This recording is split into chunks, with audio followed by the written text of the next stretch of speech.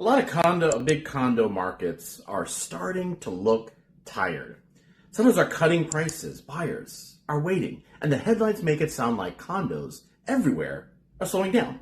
Chicago condos are not following that simple script.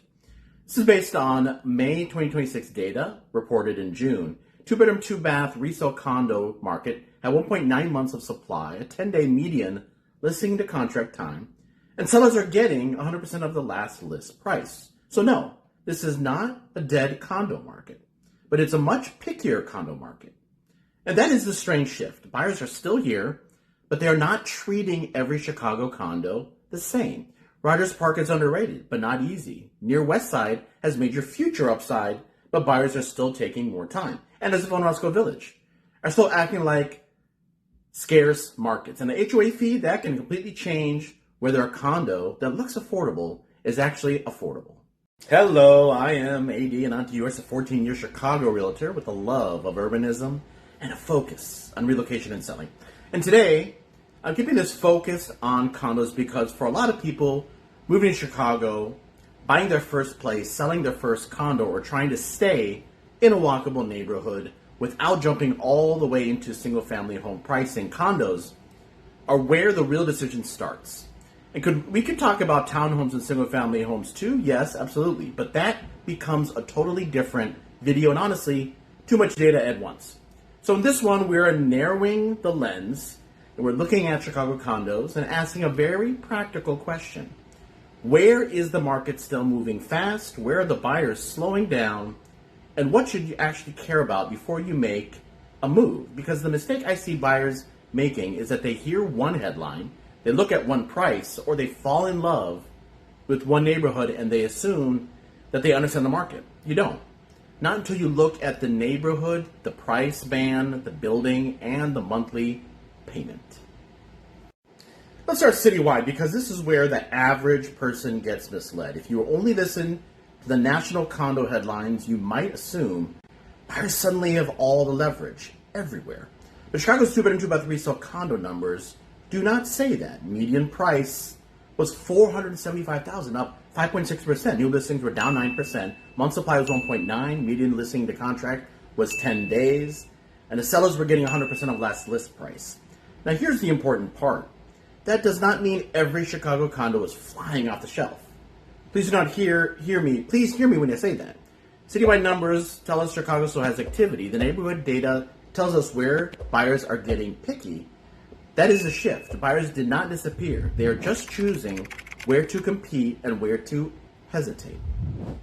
Quickly, before we get into the neighborhoods, if you're watching this and trying to figure out where you actually fit in the Chicago condo market, this is exactly where I can help.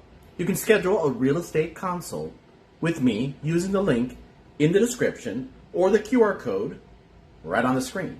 We can talk through your budget, your commute, your neighborhoods, your HOA comfort level, and whether the data actually supports the move you're thinking about making. And if you are comparing condos against townhomes or single-family homes, bring that into the consult too. Because the strategy changes very quickly once a property type changes. Near West Side is the perfect example why you cannot just buy a story. I like the long-term conversation here. The 1901 project around the United Center is a proposed $7 billion private investment on more than 55 acres. And that is not some tiny neighborhood update. That is a major future catalyst. But here is the part buyers need to hear. Future development does not erase today's resale condo data. For two-bedroom, two-bath resale condos, near West Side had a median sales price of about $350,000, up 4.5%. Month supply is 1.8, and sellers were getting 100% of last list price. So this is not weak, but the median listing to contract was 14 days, compared with 10 citywide. And closed sales were down in the price bands I'm watching. So my read is simple. Near West Side is not dead. It's not even loose, but buyers appear to be taking a little more time before committing. This is where you look at the exact block, the building, the HOA, the future neighborhood bet, and whether you are buying today's value or tomorrow's promise. Rogers Park is where buyers can get fooled a different way because the pricing is more approachable. People assume it must be easier, not necessarily. Rogers Park is often overlooked compared with the more hyped north side neighborhoods. But the 2-bedroom, 2-bath resale condo data does not show some sleepy buyer's market. Median price was $307,500, up 11.6. Month supply was 1.2. Median listing to contract was 8 days, and the sellers were getting 100.1% of last list price. So yes, Rogers Park can be an underrated option. Yes, it can give you lakefront access, transit, density, a lower median price than a lot of the lifestyle-heavy Northside neighborhoods.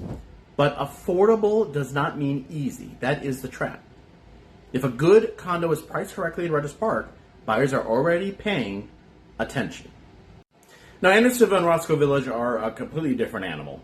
For these two, I looked at 2-bedroom, 1-bath condos because the 2-bedroom, 2-bath pricing can escalate quickly. And honestly, that tells you something. In these neighborhoods, buyers are not just buying bedrooms and bathrooms. They are buying the lifestyle.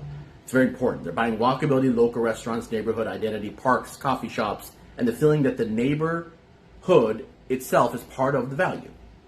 In Andersonville, the 2-bedroom, 1-bath condo segment had a median sales price, median of $440,000, up 26.4%. In the 400 to 699K band, median list to contract was 4 days, and sellers were getting 107.1 of last list price. That's not casual demand. That is competition. Roscoe Village tells a similar story, with just a quieter feel.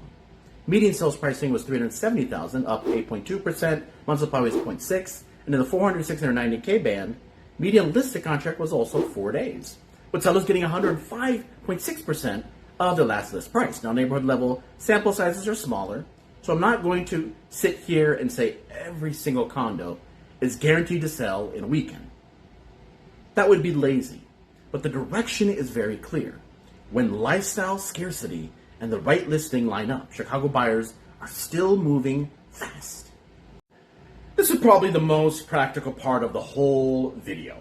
The list price is not the full price. In Chicago condos, the monthly payment is the number that really changes buyer behavior. And I want to be careful here because low HOA is not automatically good, and high HOA is not automatically bad. That is too simple.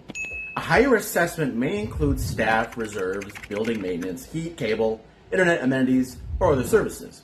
A lower assessment may mean fewer services or more owner responsibility.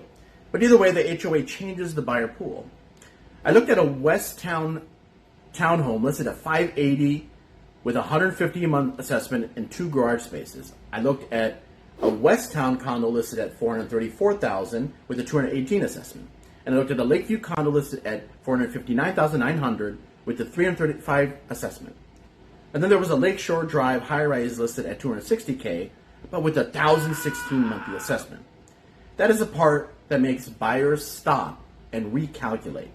A cheaper list price doesn't automatically mean a cheaper monthly payment. And sometimes a higher price condo with a lower assessment may compete better than a cheaper looking unit with heavy monthly carrying costs. So when buyers get more selective, this is one of the reasons. They're not just asking, what is the price? They're asking, what does this actually cost every month? And that does the building justify it? So here is the real takeaway. The strange shift in Chicago condos is not that buyers disappeared. They did not.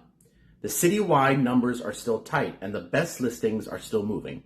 But buyers are getting more selective about where they compete, what they pay for, and what monthly payment they're willing to accept. Near West Side shows why future development matters, but you still have to respect today's resale numbers. Rogers Park shows why underrated doesn't mean easy.